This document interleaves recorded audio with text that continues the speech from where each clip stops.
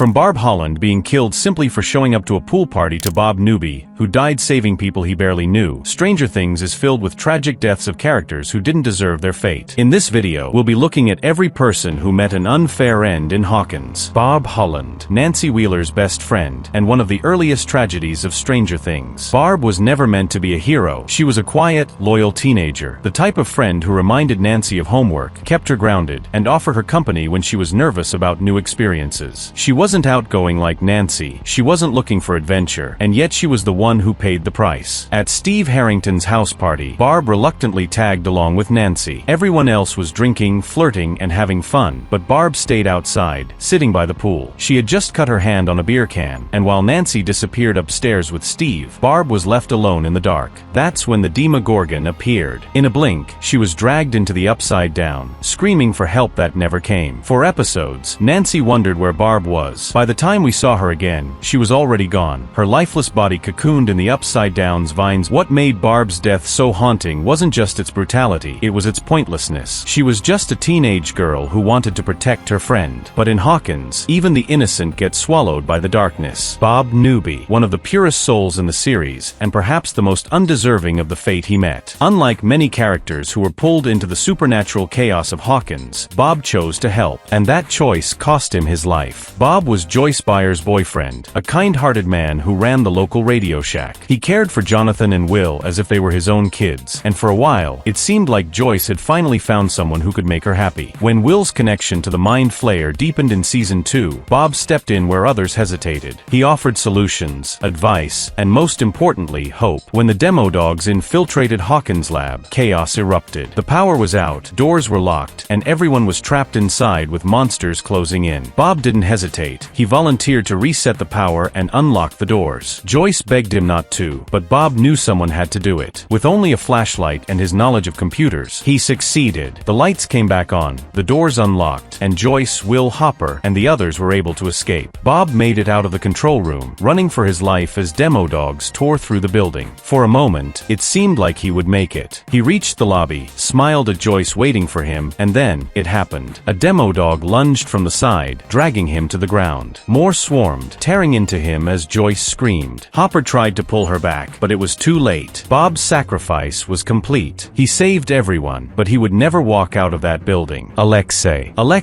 better known to fans as Smirnov, was never meant to be a hero. He was a Russian scientist, brought to Hawkins as part of the mission to reopen the gate beneath Starcourt Mall. For most of his life, Alexei was simply following orders, a cog in the Soviet machine. Yet in a single season, he became one of the most beloved characters on the show. When Hopper, Joyce, and Murray captured him, he was terrified. He barely spoke English, constantly looked over his shoulder, and at first, it seemed he was just another enemy. But quickly, Alexei's real nature came through. He wasn't ruthless or calculating. He was curious, childlike even, and quietly funny. His obsession with cherry Slurpees became an iconic part of the season. For the first time in his life, Alexei was free, experiencing small joys he'd never been allowed before. As the days went by, Hopper and Joyce realized he wasn't loyal to his country, he was loyal to survival. And survival meant switching sides. Without him, the group never would have uncovered the truth about the Russians under Starcourt. But Alexei's innocence was also his downfall. He won a Looney Tunes plush and laughed like a kid. In that moment, it seemed like he might truly become part of the group. Then, in an instant, it was taken away. Grigory, the relentless Russian enforcer, found him. Without hesitation, he put a bullet in Alexei, leaving him bleeding out in the middle of the fair while families walked by unaware. Murray tried to save him, but it was too late. Alexei's laughter turned into silence, his first taste of freedom ending in tragedy. Eddie Munson was a misfit, the metalhead leader of the Hellfire Club, and someone who never quite fit into the world of Hawkins High. Eddie went from an outcast hiding in his uncle's trailer to one of the most iconic heroes of the entire series. His story began with tragedy. Eddie was the only witness to Chrissy Cunningham's horrifying death at his trailer. The town branded him a murderer, with Jason Carver and the basketball team hunting him down. Eddie could have run away, left Hawkins, and saved himself, but he didn't. Instead, he stayed with Dustin, Mike, and the others, standing up when it mattered most. Tasked with distracting the Demobats so Nancy and Steve could get to Vecna, he climbed to the roof of his uncle's trailer, picked up his guitar, and performed Metallica's Master of Puppets in the most metal moment of the series. The swarm of Demobats turned their attention to him, just as planned. But when it came time to escape, Eddie made a choice. Instead Instead of running, he stayed behind. And when he finally fell, he died in Dustin's arms, telling him not to change, to keep his courage alive. Chrissy Cunningham. Chrissy's death in Season 4 was one of the most haunting in Stranger Things. A cheerleader, popular and adored on the outside, but inside, she was struggling with something darker. Chrissy lived under the weight of her mother's verbal abuse, her own insecurities, and pressures that no one else could see. She smiled in the hallways, but Vecna preyed on the trauma she carried within. Her path crossed with Eddie in an unexpected way. Eddie offered her an escape from her pain. Vecna invaded her mind, twisting her memories, trapping her in a nightmare. As Eddie searched for her in panic, Chrissy levitated, bones snapping, eyes rolling. Eddie could only watch, powerless to stop it. Her death wasn't just horrifying, it set everything else in motion. The arena victims. Sometimes, Stranger Things shows us death not for heroes or villains, but for nameless men caught in horror. In Season 4, Hopper discovered the Russian prison's darkest secret, a caged Demogorgon. Prisoners, starved and terrified, were thrown into the arena like gladiators, forced to fight something beyond human understanding. They didn't sign up for this. The gates opened, and the prisoners clutched whatever crude weapons they had been handed. For a brief moment, they believed they had a chance. Then the Demogorgon appeared, towering, alien, unstoppable. It tore through the men mercilessly, ripping them apart as Hopper watched in horror. Their screams echoed in the stone chamber, cut short one by one, until only Hopper remained standing. Fred Benson. Fred Benson was Nancy Wheeler's colleague at the Hawkins High newspaper, a quiet student with a haunted past. He wasn't a fighter, he wasn't a soldier, he was just a teenager who wanted to belong. But Vecna doesn't care about belonging, he cares about breaking people from the inside out. Fred's trauma was his guilt. He carried the memory of a car accident, one that left another person dead, and Vecna used it to tear him apart. In Season 4, as Nancy and Fred drove to investigate the Creel house, Fred began slipping into hallucinations. A police officer appeared on the side of the road, accusing him of murder. By the time Fred stumbled into the woods, he was lost in the nightmare. Then, just like Chrissy, his body levitated, bones snapping, eyes gouging inward. Nancy could only scream as Fred was slaughtered in broad daylight. Fred's death was cruel because he wasn't dangerous, he wasn't corrupt. He was just a kid wrestling with guilt that most of us could never carry. And that brings our list to an end. Stranger Things has always been about the fight between good and evil, but the most haunting part isn't when villains fall, it's when the innocent do. Barb, Bob, Alexei, Eddie, Chrissy, Fred, and so many others never stood a chance. They weren't monsters. They weren't villains. They were people who wanted love, belonging, or simply to live a normal life. But in Hawkins, normal doesn't last long. The upside down doesn't discriminate, it devours. Some deaths gave others a chance to live, like Bob's sacrifice or Eddie's heroism. Others, like Barb and Chrissy, were senseless losses that shook everyone left behind. So what do you think? Which death hit you the hardest? Which character deserved a second chance the most? Let me know in the comments, and don't forget to like and subscribe if you want more Stranger Things content.